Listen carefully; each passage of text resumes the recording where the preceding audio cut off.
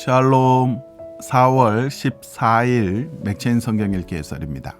세움북스에서 출간한 임승민 목사님의 해설입니다. 레위기 18장은 이방의 풍속을 따르지 말라는 명령이죠. 거주하던 애굽 땅의 풍속이나 들어가게 될 가나안 땅의 풍속과 규례를 따라 해서는 안 되죠. 오직 하나님의 법도와 규례만을 지켜 그대로 행해야 합니다.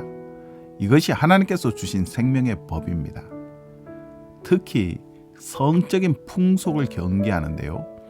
근친상간, 동성애, 수간 등을 금합니다. 이 가증한 풍속을 따를 시에는 반드시 이스라엘 중에서 끊어지게 될 것이라고 경고합니다. 도덕법과 관련해서 우리는 그 규정의 의미를 잘 살펴서 적용해야 합니다. 이방의 풍속을 따르지 말고 하나님의 법도를 따르라는 명령은 오늘날에도 유효합니다. 우리 시대가 음란한 문화를 아무리 당연시한다 해도 성도는 성경이 말하는 울타리 안에 머물러야 합니다. 그것이 복이요 생명입니다. 전도서 1장은 헛된 세상에 대해 교훈하죠. 전도자는 이 세상에 속한 모든 것이 헛되다고 말합니다. 그 어떤 것도 참된 유익을 줄 수 없다고 말하죠. 모든 것은 돌고 돌아 결국 제자리로 갑니다. 열심히 일하지만 실제로는 아무런 소득을 얻지 못하죠. 다람쥐 쳇바퀴 돌듯 늘 그 자리입니다. 이것이 세상에 속한 것들의 모습이죠. 전도자는 마음을 먹고 하늘 아래에 일어나는 모든 일들을 연구해 봅니다. 지혜를 더 많이 얻어보고 지식을 더 많이 습득해 봤죠. 하지만 이 모든 것이 바람을 잡는 것과 같을 뿐입니다. 그냥 수고로운 인생에 불과했던 거죠.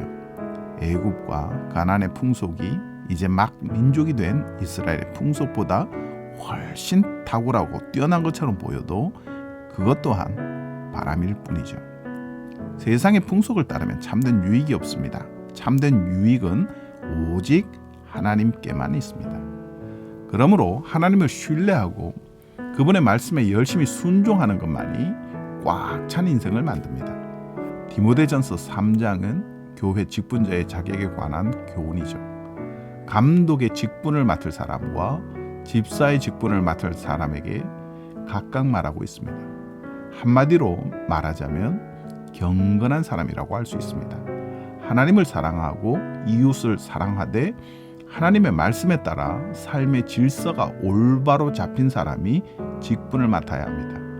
또한 모든 것에 충성되고 절제할 줄 알며 잘 다스릴 줄 아는 사람이어야 합니다. 그는 삶 속에 선한 증거가 있어야 하는데요. 심지어 이방인에게도 인정을 받을 만큼이어야 합니다. 확실히 구별된 삶을 사는 사람이 직분을 맡아야 한다는 것입니다. 시편 22편은 세상 사람들에게 조롱당하고 하나님께 버림받은 한 사람의 절규입니다.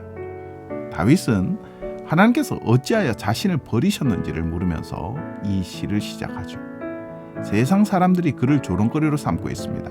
무엇보다 심각한 것은 하나님께서 그를 멀리 하시는 것처럼 느껴진다는 점이죠. 이것이 다윗의 가장 큰 고통이었습니다. 본문에 나오는 다윗의 절규는 십자가에 달리신 예수님의 절규이기도 합니다. 실제로 복음서의 저자들은 본문에 나오는 구절이 십자가 아래에서 성취되었다고 증거합니다. 18절에 내 겉옷을 나누며 속옷을 제비 뽑나이다.